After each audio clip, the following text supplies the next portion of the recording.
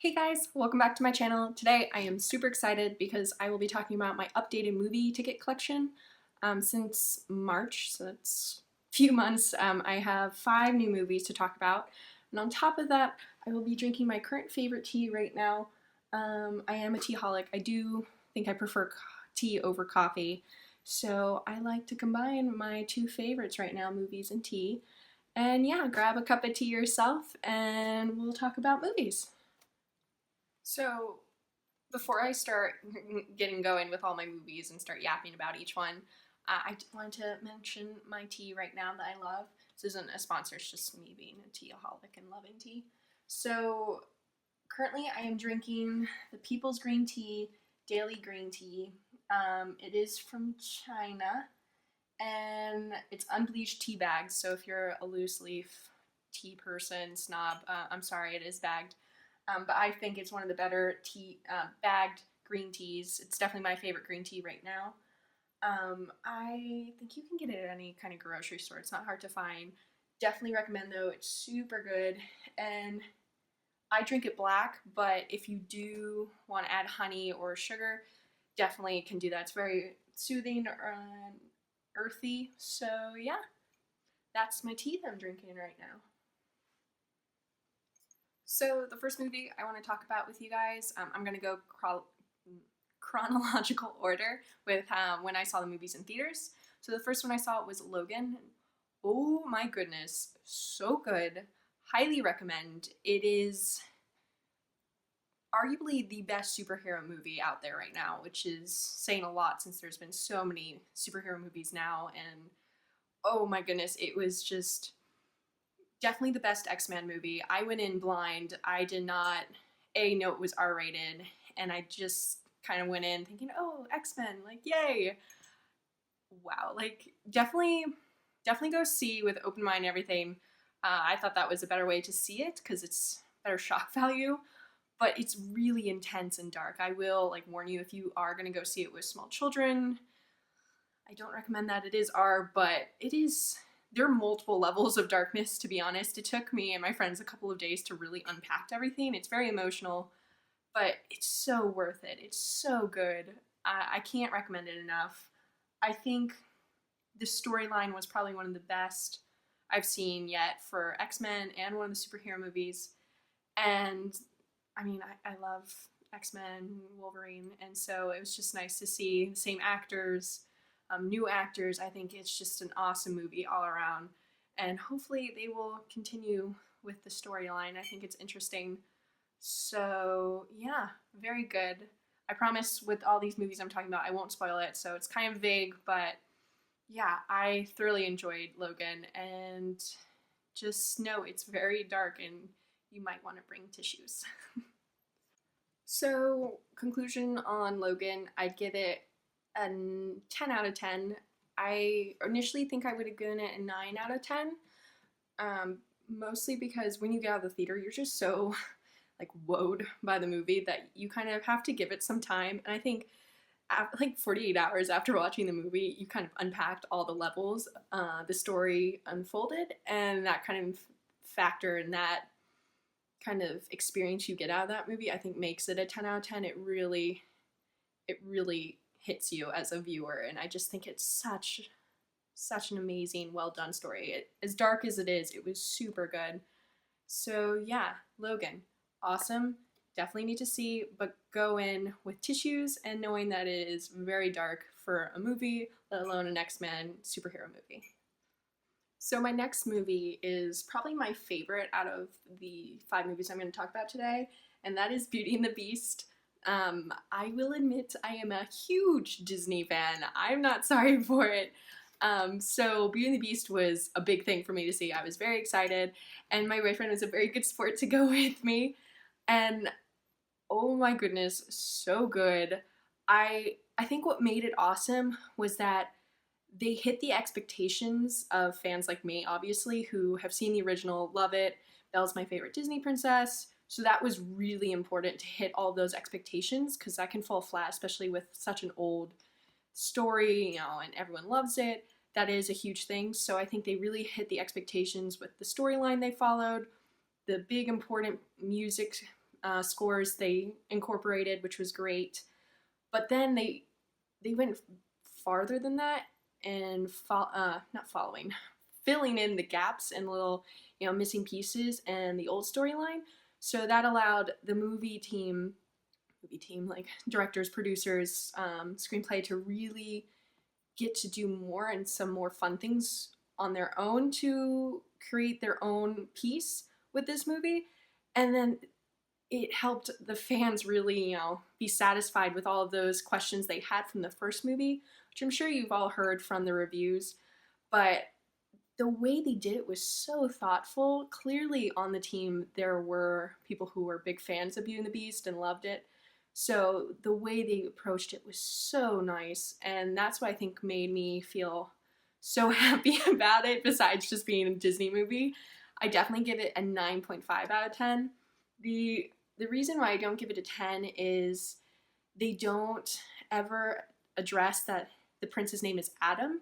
And I think that's a small detail, I know, but I think it was important and somewhat necessary for it, and they didn't. I'm not going to spoil it, obviously, but that made it a 9.5 out of 10 for me. I will say now, I am a generous grader when it comes to movies, but again, I feel like that is a fair one, at least for a movie fan, or a Disney movie fan. A 9.5 for this movie, you'd understand. Definitely go see it. The acting was phenomenal. Love Emma Watson. And then we had an awesome Downton Abbey guy for Beast. And I'm a huge Downton Abbey fan, so that was awesome. And it's just the costumes were amazing. The acting was amazing. The storyline was amazing. I think the people who stole the show was probably Gaston Leroux. They had the best lines. And I think because of those characters, people who aren't particularly Disney fans, I don't know what's wrong with you. It's okay to have your own opinion, but I think you will like this movie if you're not really into that, because they're really funny, catchy lines, and they're just hilarious. So I think they pull in the rest of the audience who isn't, fan followers of Beauty and the Beast.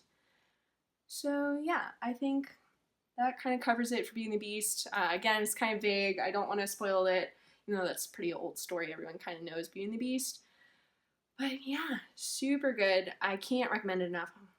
Chip. I did not plan this, but I'm now looking at this and it looks like Chip. This makes me so happy. But yeah, please see it. Super good. Anyone can go see it, and I feel like can get something out of it. They also add some new music, which I enjoyed. And yeah, Beauty and the Beast. Go see. Okay. I overfilled this the first time and I almost spilled it. Thank God we're on cup 3, so this isn't too bad.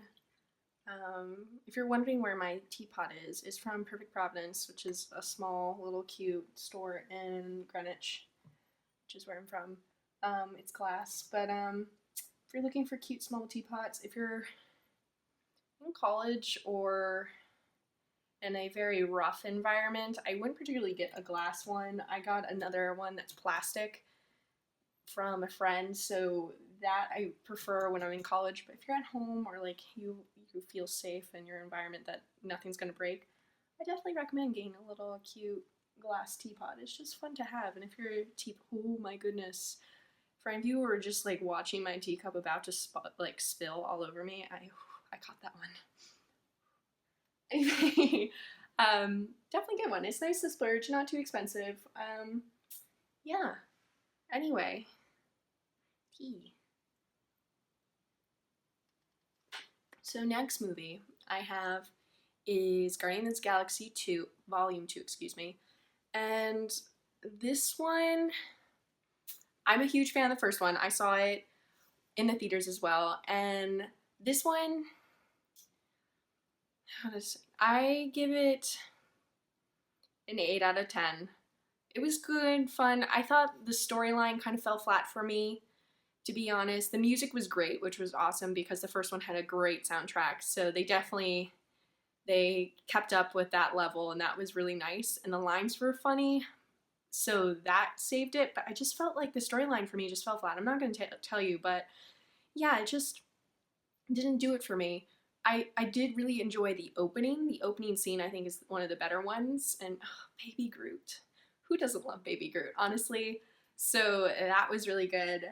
But yeah, I think music, lines, and like the acting itself was good. I mean, it was the same characters, they're hilarious. It was nice to see them again and interacting with each other, and the actors have fun working on this set. But the storyline just no, just not really. I wanted more from that one, so I think that's why I give it an 8 out of 10. But definitely go see it. It's still fun, lively. You can see it with anyone. And yeah, Guardians of the Galaxy Volume 2. Okay, guys, holy moly, I found a new another movie ticket, which means I have 70 movie tickets at this point because I just counted recently. It was 69, but now I have 70. Very exciting, and that one I will talk about after the movie I'm just about to talk about. So that's 6 movies we get to talk about today. Anyway, the movie now that we're going to talk about is Alien Convent. I had seen Prometheus, God, like a year ago, and I don't think I clicked that it was the same thing because I hadn't seen any of the Alien movies. But prior to watching this one, I saw Aliens, the first movie, right before watching Alien Convent, so it was like a back to back for me. And I definitely glad I watched that one because they pulled in some montages from the first movie into Alien Convent. And Alien Convent is the prequel to it. If that I didn't understand this until my boyfriend explained this to me, but it's the storyline goes it's Prometheus, Alien Convent, and then it starts with Alien. If you're wondering the timeline for that one, I didn't appreciate that, so I definitely makes more sense to me now. I still give it a 7 out of 10. It was kind of annoying and long.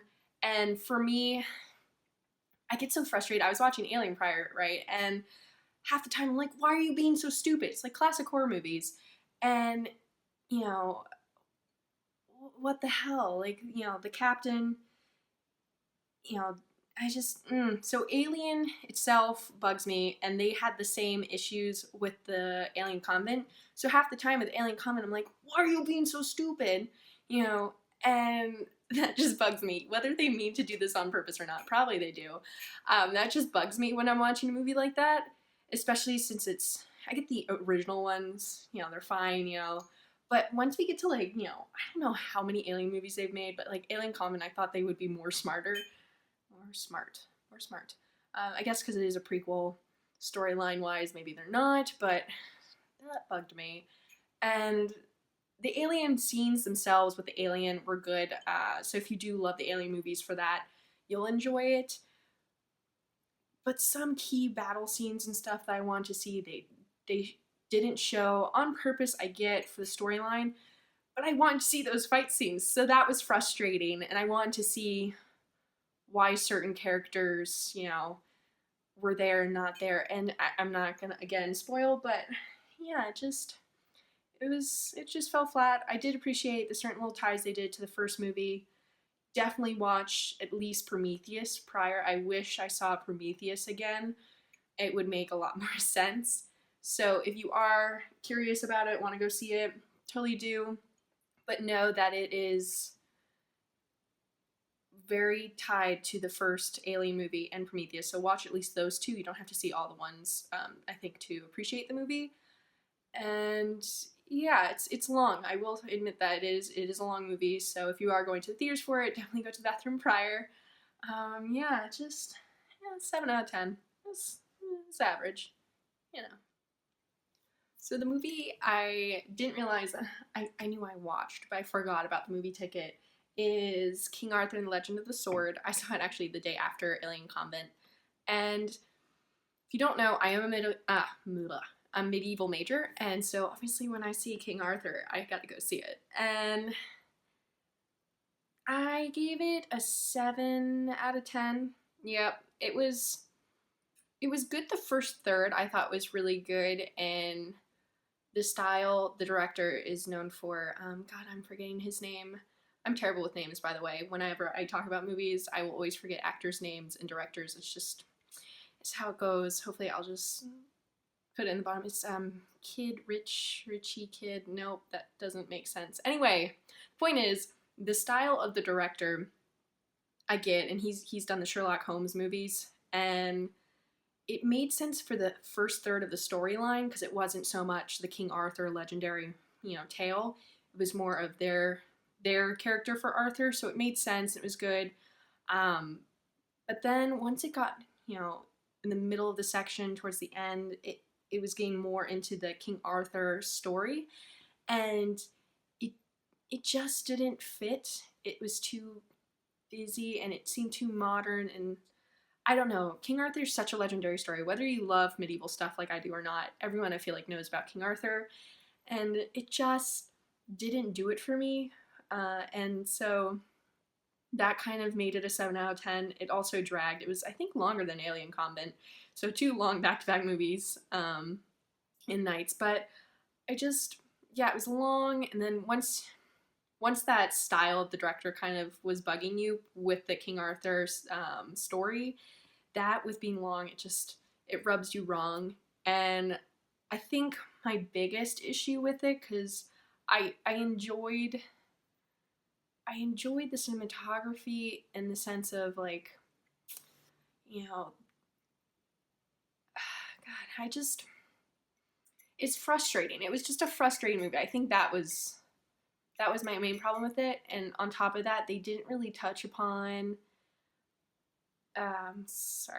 Merlin and Morgana, or they didn't talk about Lancelot or Guinevere, and those are like big parts of the King Arthur story. Obviously, you can't talk about everything, but they focused on the sword. I get what they did with the sword backstory. I liked, but there's certain standards. Again, like what I was talking about with Beauty and the Beast, and how they were really good about hitting the fans' expectations first before they started developing the story and making it fun for them to make.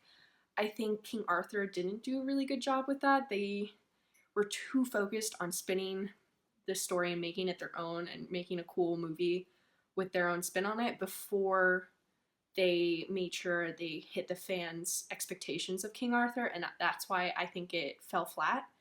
And if they barely spoke about Merlin, no Morgana or Guinevere or Lancelot, and that was tough.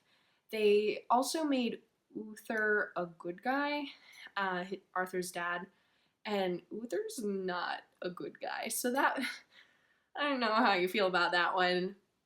So yeah, I think that's why I give it a 7 out of 10. I mean, I don't know if they're gonna make another one. I don't see it because I don't think it did well in theaters. If you just want to go see it because you're curious, I don't think you need to go in the theaters. Just wait until it comes out on pay-per-view or at home. Yeah, just didn't do it. Maybe that's why I forgot I had the movie ticket. So yeah, King Arthur. So last but not least, the most recent movie that I have seen is the new Pirates of the Caribbean, Dead Man Tells No Tales. I just saw it Monday, Memorial Day, and it's the fifth of the Caribbean series, so it's been a long journey watching all of these movies. I am a Pirates of the Caribbean fan. I love Elizabeth Swann, and Will Tenner. They're my faves. And so when I heard that this movie kind of gives closure to that story, I was super excited.